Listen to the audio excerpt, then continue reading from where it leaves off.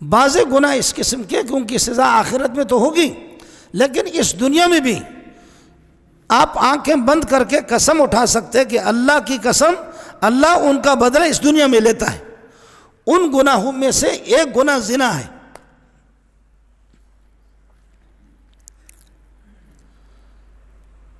مسلمانوں، میں بھی محتاج ہوں، آپ بھی محتاج ہیں، ہم سب اس بارگاہ الہی کے محتاج ہیں۔ یاد رکھیں، جو زانی زنا کر رہا ہے، کسی کی بہن اور کسی کی بیٹی، پھوپھی اور خالہ کی عزت کو لوٹ رہا ہے، وہ اپنی ماں اور اپنی بہن اور اپنی بیٹیاں وہ چاہے کسی بنگلے میں رکھے اور 50 چوکیدار کھڑا کرے، گن مین کھڑا کر دے، اللہ کے گھر میں کہہ رہا ہوں، خدا کی قسم ان کے ساتھ ضرور بدکاری ہوگی۔ مجھے کیا مصیبت پڑی ہے کہ میں اس طرح قسم اٹھا رہا ہوں؟ کوئی آپ لوگ فیس دے رہے کیا؟ وہ چاہے کوئی صدر ہو یا کوئی وزیر اعظم ہو یا وزیر اعلیٰ ہو یا کوئی گورنر ہو یا کوئی جرنل ہو یا کرنل ہو، بڑا ہو چھوٹا ہو، اللہ کی قسم سوال ہی نہیں ہے کہ وہ دوسروں کی عزت لوٹ رہا، اس کی بہن اور اس کی بیٹیاں، اس کی بیوی محفوظ نہیں۔ غلط احمقوں کی دنیا میں رہ رہے، پاگلوں کی دنیا میں رہ رہے، پاگلوں والی باتیں کر رہے۔ وہ چوکیدار کھڑا کرے، چوکیدار تنخواہ بھی لے گا اور خود کام سنبھالے گا، ڈرائیور تنخواہ بھی لے گا، کام خود سنبھالے گا، دودھ لانے والا جو مزدوری میں دودھ لائے گا خود یہ کام کرے گا، ہمسایہ گیری کریں گے، یہ کام خود کریں گے۔ اور اس بے غیرت کو پتہ چلے یا نہ چلے، لیکن میرے رب نے نظام ایسا رکھا ہے، کما تدینو تدینو تدانو، جیسا کرو گے ویسا بھرو گے، ہو ہی نہیں سکتا کہ کوئی بچے۔ اب جو شخص، تو حذیل کے اس شخص نے کہا کہ یا رسول اللہ، مجھ سے رہا نہ جاتا، میں صبر نہیں کر سکتا۔ فرمایا کہ پھر تیار ہو جاؤ، تمہاری ماں اور بہن اور بیٹیاں ان کی عزت لوٹ جائیں گی۔ قربان جاؤں اس محمد کی جوتیوں پہ، اللہ میرے ماں باپ کو قربان کرے۔ بخاری شریف میں کہ زمانے جاہلیت میں نکاح کی کئی صورتیں ہوتی، ایک صورت نکاح کی یہی ہے جو آج کل ہمارے ہاں، اور ایک صورت نکاح کی یہ ہوتی تھی کہ کوئی بڑا سردار ہے عربوں کا، بخاری شریف آپ کو سنا رہا ہوں، عربوں کا کوئی بہت بڑا سردار ہے یا میر معتبر ہے، بہادر آدمی ہے، تو ایک آدمی اپنی بیوی کو کہتا تھا میری طرف سے آپ کو اجازت ہے، یہ بندہ قداور ہے، یہ بندہ خوبصورت ہے، یہ بندہ بہادر ہے، تو اپنی عزت اس سے لوٹا دے، یہ تیرے ساتھ ہم بستری کرے، اور جب تیرا حمل ٹھہرے گا تو اس کے بعد میں ہم بستری کروں گا، اس سے پہلے نہیں کروں گا۔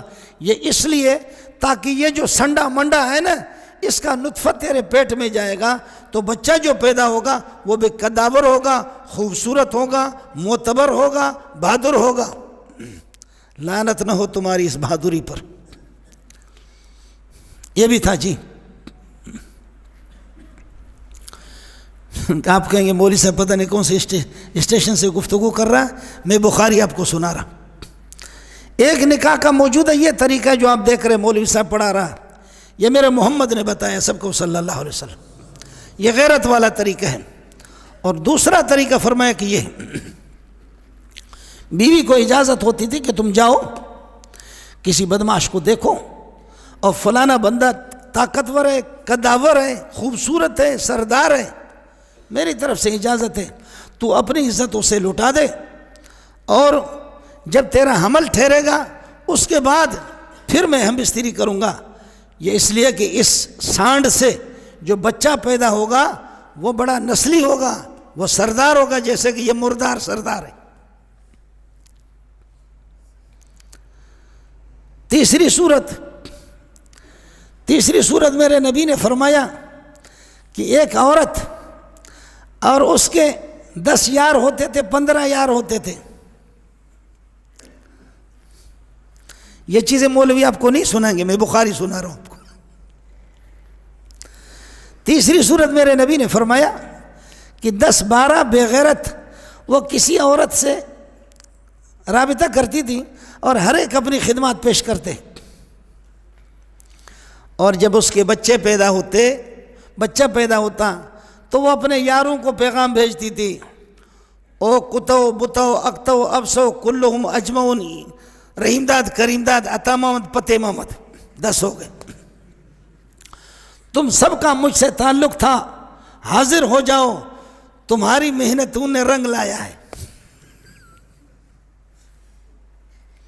عرض کیا کتو بتو اکتو ابسو کلہم اجمعون، رحیم داد، کریم داد، عطا محمد، پتے محمد، 10 ہو گئے۔ یہ خاتون پیغام بھیجتی تھی کہ جو تم نے محنتیں کی ہے تمہاری محنتیں ضائع نہیں ہو گئی، آ جاؤ، رنگ لگایا تمہاری محنتوں نے۔ وہ 10 کے 10 آ جاتے، خاتون بسترے میں پڑی ہوئی ہے، بچہ اوہا اوہا کر رہا ہے، اور وہ دیکھتی ہے، دا یوا دا دوا دا درے دا سلور دا پنزہ دا اشپک دا اوہا، کہتی تھی یہ بچہ تیرا ہے۔ کبھی چھٹے کو، کبھی 7ویں کو، کبھی دوسرے کو، کبھی تیسرے کو، اس مرد کو گنجائش نہیں ہوتی تھی کہ وہ انکار کرے۔ یہ بھی اندازہ کرو کہ یہ بھی اولاد کا ایک طریقہ ہے جی، پبلک بڑھ رہی ہے، یہ بھی ایک طریقہ۔ 10 یاروں میں سے عورت جس کا بھی نام لے لے۔ اور چوتھی صورت میرے پیارے نے فرمایا ہے البغایا اللاتی ینصبن رایاتہن، وہ خنزیر قسم کے زانی عورتیں، وہ زانی اور بے حیا عورتیں، یہ حدیث رسول آپ کو سنا رہا ہوں، اور بخاری شریف جلد ثانی ہے، کتاب النکاح میں فرمایا کہ ان کے گھروں پر جھنڈا لگا ہوا ہوتا تھا، پہلے آئیے پہلے پائیے، جو بھی آئے صلاح عام ہے یاران نقطدان کے لیے، کسی سے کوئی محروم نہیں جائے گا اس دروازے سے، آ جاؤ۔ جب بچہ پیدا ہوتا تھا تو عورت سب کو بلاتی تھی، اور ایک پیرا 2 اور قیافہ شناس اس ماہر آدمی کو بلایا جاتا، دیکھو یہ ہے مجاہدین، بڑا جہاد کیا انہوں نے، یہ دیکھو کس کے ساتھ اس بچے کو۔ تو وہ جو ہوتا تھا وہ قیافہ شناس، ہمارے جیسے سندھی لوگ کہتے پیرا 2، ہم لوگ بھی پیرا 2 کہتے ہیں، تو وہ پیرا 2 یا ماہر قیافہ شناس وہ دیکھ کر کے کہتا ہے ادھر دیکھو ادھر دیکھو ادھر دیکھو ادھر دیکھو ادھر دیکھو، ان میں سے کسی کو دیکھ کر کے کہتا تھا اس بچے کی ناک تیرے ناک کے ساتھ مل رہی ہے، اس کی آنکھیں تیرے آنکھوں سے ملتی ہے، اس کے پورے تیرے پوروں سے مل رہے ہیں، اس کی انگلیاں تجھ سے مل رہی ہے، مبارک ہو تجھے، یہ بچہ تیرا ہے۔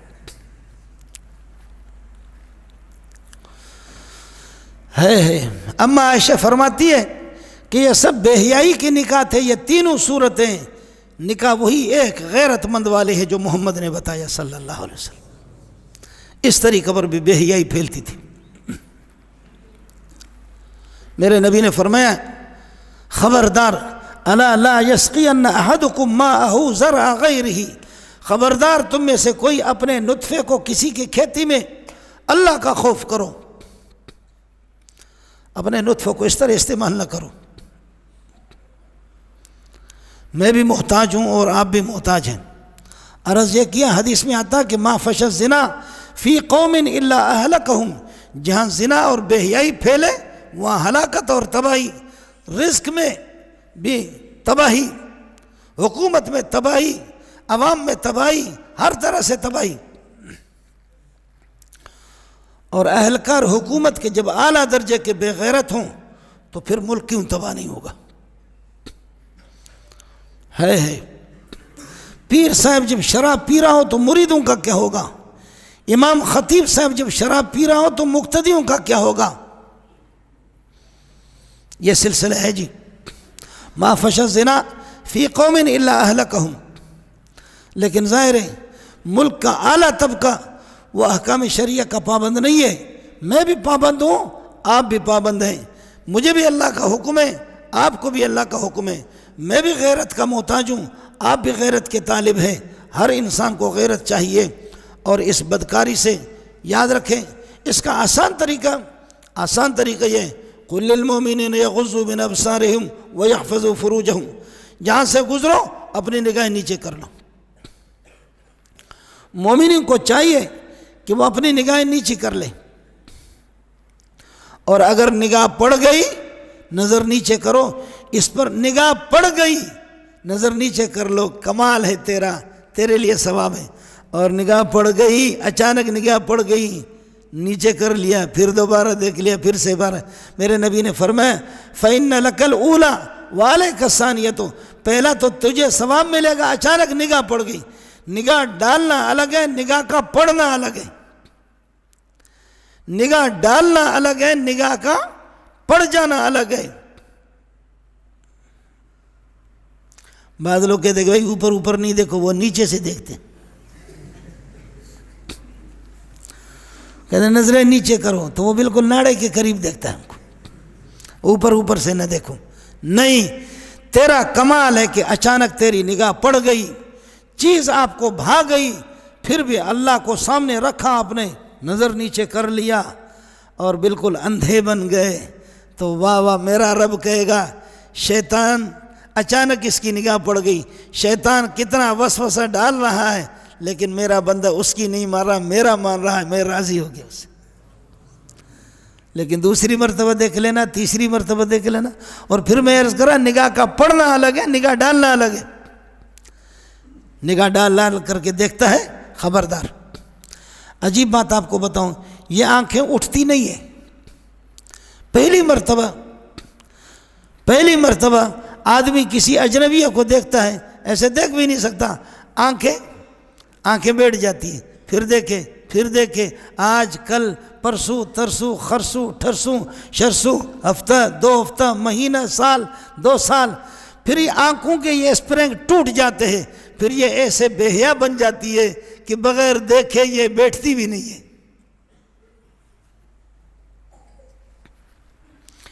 اللہ نے ان میں ایسی غیرت رکھی ہے خود بخود، لیکن جو مسلسل جو مسلسل دیکھتے ہیں۔ اور یاد رکھوں، اگر کسی کی بہن اور بیٹی کو میں ناجائز اور بدنگاہی سے دیکھتا ہوں، تو اس کے لیے میں تیار ہو جاؤں کہ میری بیٹی محفوظ نہیں ہوگی، میں اس کے لیے تیار ہو جاؤں کہ میری بہن اس کو بھی بدنگاہی سے دیکھیں گے، اور اگر اس سے ہاتھ ملائیں گے ادھر بھی ہوگا، اور آگے منہ کالا کریں گے ادھر بھی ہوگا۔ اس لیے ایک تو چلتے پھرتے اپنے نگاہیں نیچے کر لیں۔